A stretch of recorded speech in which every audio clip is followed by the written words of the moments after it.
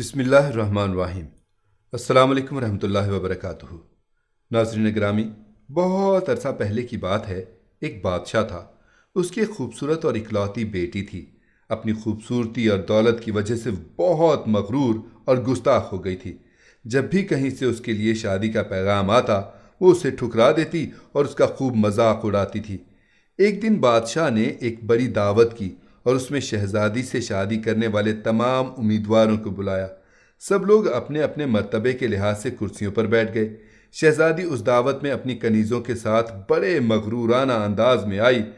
वो जिस उम्मीदवार के पास से गुजरती, उसको बड़ी हकारत से देखती। जब वो एक शहजादे के पास पहुंची जो बहुत मोटा था, तो उसने अपनी कनीज़ों से हंसते हुए कहा, यह तो गोल टब है। दूसरे उम्मीदवार को देखकर उसने कहा, कैसा खंबे की तरह लगता है। एक शहजादा जो बहुत छोटा लगा, तो उसने कहा, जरा छोटू मोटू को तो देखो। एक नवाब बहुत गोरा था। शहजादी ने उसको सफ़ेद चूहा कहा। एक अमीर का रंग सुर्ख था। उसने उसे मुर्गे की कलगी कहकर पुकारा। इसी तरह वो हर उम्मीदवार की बेइज्जती करती रही, लेकिन वो एक बादशाह को देखकर तो बहुत हंसी, क्योंकि उसकी दाढ़ी थी। उसने मजाक उड़ाते हुए कहा, ज़रा इसे देखो, इसने चेहरे पर कैसी झाड़ फूंस उगा रखी है। बादशाह ने जब देखा कि उसकी बेटी ने मेहमानों की बहुत बेइज्जती की है, तो उसे बहुत गुस्सा आया। उसने भरे दरबार में यह ऐलान किया कि शहजादी पसंद करे या न करे, मगर अब मैं इसकी शादी किसी फ़कीर से करूँगा। इस ऐलान के बाद तमाम लोग चले गए। कुछ ही देर के बाद एक आवारागर्द गवैया आया, जो गली कूचों में घूम फिर कर गाना गाया करता था। उसने शाही महल के नीचे खिड़की के करीब खड़े होकर गाना गाना शुरू कर दिया। बादशाह ने उसकी आवाज़ सुनी तो एक खादिम को हुक्म दिया कि उस फ़कीर को अंदर बुला लाओ। खादिम फटे पुराने कपड़ों वाले फ़कीर को ले आया। उस फ़कीर गवैये ने बादशाह और शहजादी के सामने बहुत अच्छा गाना गाया और बादशाह से इनाम व इकराम मांगा। बादशाह ने कहा, तुमने बहुत अच्छा गाना सुनाया है, मैं तुम्हें बहुत अच्छा इनाम दूंगा। मैं अपनी बेटी की शादी तुमसे करूंगा। जब शहजादी ने यह सुना तो वो बदहवास हो गई, बहुत रोई पीटी, मगर बादशाह ने उसकी एक ना सुनी। बादशाह ने उसे डांटते हुए कहा, मैंने मेहमानों के सामने कसम खाई थी कि तुम्हारी शादी किसी फ़कीर से करूंगा। अब मैं वो कसम पूरी कर रहा हूँ। ये कहकर बादशाह ने काजी को बुलाया और मगरूर शहजादी की शादी आवारा गर्द गवैये के साथ कर दी और फिर हुक्म दिया कि तुम अपने शोहर के साथ जाने की तैयारी करो। शहजादी रोती पीटती फ़कीर के साथ चल दी। रास्ते में वो एक शिकारगाह से गुजरे। इतनी बड़ी शिकारगाह को देखकर वो हैरान रह गई। उसने फ़कीर से पूछा, ये शिकारगाह किसकी है? मैंने सुना है कि तुमने एक दाढ़ी वाले बादशाह का मजाक उड़ाया था। ये शिकारगाह उसी की है। अगर तुम उससे शादी कर लेती तो ये तुम्हारी मलकियत हो जाती। फ़कीर ने जवाब दिया, आह, ये मैंने क्या किया? उसने ठंडी सांस लेकर कहा। इसके बाद वो बहुत खूबसूरत बागों में पहुंची। उनको देखकर शहजादी ने फिर पूछा, ये किसके हैं? ये बाग भी उसी दाढ़ी वाले के हैं, फ़कीर ने आहिस्ता से कहा। शहजादी ने अफसोस भरे लहजे में कहा, मैं भी कितनी बदनसीब हूँ। फिर वो एक बड़े अजीमुशान शहर में दाखिल हुए। इतना बड़ा और खूबसूरत शहर देखकर शहजादी हैरान रह गई। उसने पूछा, इस शहर का मालिक कौन है? फ़कीर ने उसे बताया, ये शहर दाढ़ी वाले बादशाह के मुल्क का पाया तख्त है। अगर तुम उससे शादी कर लेती तो ये सब कुछ तुम्हारा होता। ओह, मैंने बहुत गलती की। काश मैं उससे शादी कर लेती, उसने पछताते हुए कहा। फ़कीर शौहर ने नाराज़ होते हुए कहा, मुझे इससे कोई मतलब नहीं, मगर तुम मेरे होते हुए दूसरे मर्द की बात क्यों कर रही हो? क्या मुझ में कोई कमी है? इस तरह की बातें करते हुए वो एक छोटी सी झोंपड़ी के करीब पहुंचे। कैसी बदनुमार छोटी सी झोंपड़ी है, ये किसकी है? शहजादी ने पूछा। ये मेरा घर है और यही वो जगह है जहां हमें ज़िंदगी गुजारनी है। तुम्हारे नौकर कहाँ हैं? हमें नौकरों से क्या काम? तुम हर काम कर सकती हो। अब आग जलाओ और मेरे लिए खाना पकाओ, मैं बहुत थक गया हूँ, फ़कीर ने कहा। चूँकि शहजादी को खाना पकाना नहीं आता था, इसलिए फ़कीर ने उसकी मदद की और कुछ देर के बाद उन्होंने उल्टा सीधा खाना पकाकर खा लिया और सो गए। दूसरी सुबह फ़कीर ने उसे जगाया और घर साफ करने और दूसरे काम करने को कहा। शहजादी तमाम दिन काम करती रही, ऊपर से जली कटी बातें भी सुनती, मगर सब्र के सिवा कोई चारा न था। इसी तरह उन्होंने कुछ दिन गुजारे। پھر ایسا وقت آیا کہ ان کے پاس کھانے تک کے لیے کچھ نہ رہا۔ ایک دن فقیر نے کہا، میں نے جو کچھ کمایا تھا خرچ ہو گیا، اب تمہاری کمانے کی باری ہے۔ میں تمہیں بیض لا کر دیتا ہوں، اس سے تم ٹوکریاں بن لینا۔ یہ کہہ کر وہ جنگل گیا اور بیض کاٹ لے آیا۔ شہزادی نے ٹوکریاں بنانی شروع کر دیں۔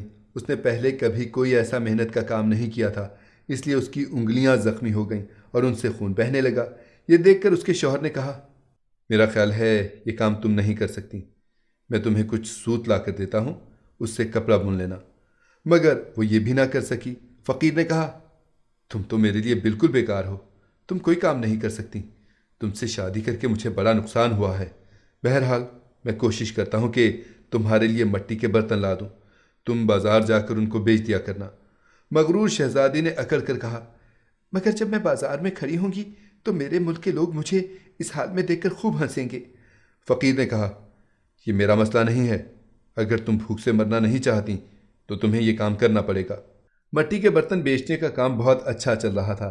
لوگ جب ایک خوبصورت لڑکی کو بازار میں برتن بیچتے دیکھتے تو اس پر ترس کھا کر کچھ نہ کچھ خرید لیتے۔ برتن بک گئے تو فقیر نے اور برتن لا کر دے دیے۔ اسی دوران ایک غسیل بدمزاج سپاہی وہاں سے گزرا۔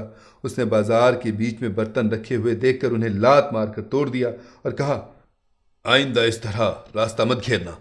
شہزادی بہت پریشان ہوئی۔ اس نے سارا واقعہ گھر آ کر اپنے شوہر کو سنایا۔ تم انتہائی بے وقوف ہو، تم سے کس نے کہا تھا کہ بیچ بازار میں برتن لے کر بیٹھ جاؤ؟ آخر وہاں سے لوگوں کو گزرنے میں دشواری ہوتی ہے۔ میرا خیال ہے یہ بھی تمہارے بس کا کام نہیں ہے۔ خیر، میں شاہی محل جاؤں گا، ہو سکتا ہے کہ وہاں تمہارے لیے کوئی کام نکل آئے۔ یہ کہہ کر وہ شاہی محل روانہ ہو گیا۔ شام کو فقیر نے واپس آ کر کہا، شاہی محل میں تمہارے لیے مددگار باورچن کی جگہ مل گئی ہے، اب کم از کم ہمیں کھانے کو خوب مل جایا کرے گا۔ اور اس طرح مغرور شہزادی ایک مددگار باورچن بن گئی۔ وہ ہر روز صبح سے شام تک باورچی خانے کے سارے کام کرتی اور شام کو لوگوں کے آگے کا بچا ہوا کھانا لے کر گھر آ جاتی، اور اس طرح دونوں میاں بیوی کا گزارا ہو جاتا۔ محل میں آئے ہوئے اسے کچھ ہی دن گزرے تھے کہ اس نے سنا کہ محل میں کوئی شادی کی تقریب ہونے والی ہے۔ مقررہ دن جب مہمان آنے شروع ہوئے تو وہ باورچی خانے کی کھڑکی سے انہیں دیکھ رہی تھی۔ نقیب اور چوبدار زرق برق کپڑوں میں مہمانوں کا استقبال کر رہے تھے۔ ہر طرف بڑی شان و شوکت اور دھوم دھام نظر آ رہی تھی، لیکن شہزادی اپنی قسمت پر آنسو بہا رہی تھی اور اپنے غرور و تکبر اور بے وقوفی پر پچھتا رہی تھی۔ اسی دوران کچھ خادمائیں آئیں اور انہوں نے اس کو بہت سے مزیدار کھانے دیے جو اس نے ٹوکری میں رکھ لیے اور گھر کی طرف چل پڑی۔ ابھی وہ محل کے دروازے سے گزر ہی رہی تھی کہ اچانک ایک بہت ہی زرق برق لباس والے ایک شاندار اور خوبصورت شخص نے اس کا راستہ روک لیا۔ شہزادی نے نگاہ اٹھا کر دیکھا تو وہی داڑھی والا بادشاہ تھا جس کا اس نے خوب مذاق اڑایا تھا۔ وہ خوف اور شرم سے کانپنے لگی۔ بادشاہ اسے لے کر ہال میں پہنچا۔ اتنے سارے لوگوں کو دیکھ کر اسے اپنے پر قابو نہ رہا اور گھبراہٹ میں ٹوکری اس کے ہاتھ سے گر گئی اور اس میں سے کھانا نکل کر چاروں طرف بکھر گیا۔ تمام درباری ہنسنے لگے۔ شہزادی کا یہ حال تھا کہ کسی طرح زمین پھٹ جاتی تو وہ اس میں سما جاتی۔ اس نے جھٹکے سے اپنا ہاتھ چھڑا لیا اور بھاگنا چاہتی تھی کہ بادشاہ نے لپک کر اسے دوبارہ پکڑ لیا اور بڑی نرمی سے بولا، ڈرو مت، کیا تم مجھے نہیں پہچانتی؟ میں وہی آوارہ گرد گویاں ہوں جو تمہارے ساتھ جھونپڑی میں رہتا ہے۔ میں وہی سپاہی ہوں جس نے تمہارے برتن توڑے تھے۔ یہ سب کچھ میں نے اس لیے کیا تھا کہ میں تمہیں پسند کرتا تھا اور تم سے شادی کرنا چاہتا تھا۔ اب تمہارے غرور کا علاج ہو چکا ہے اور تمہیں اچھا سبق مل گیا ہے۔ پچھلی باتوں کو بھول جاؤ۔ دیکھو، آج ہماری شادی کی تقریب ہو رہی ہے۔ اسی وقت کنیزیں آئیں اور اسے اپنے ساتھ لے گئیں۔ شہزادی کو نہلا دھلا کر دلہن کا لباس پہنایا گیا۔ جب وہ دوبارہ ہال میں آئی تو دیکھا کہ اس کے والدین، اس کے تمام درباری بھی وہاں جمع ہیں۔ سب لوگوں نے اسے مبارکباد دی۔ اب شہزادی بالکل بدل چکی تھی۔ اس کا غرور، اکڑ اور دوسروں سے نفرت ختم ہو چکی تھی۔ اس نے زندہ رہنے کا ڈھنگ سیکھ لیا تھا۔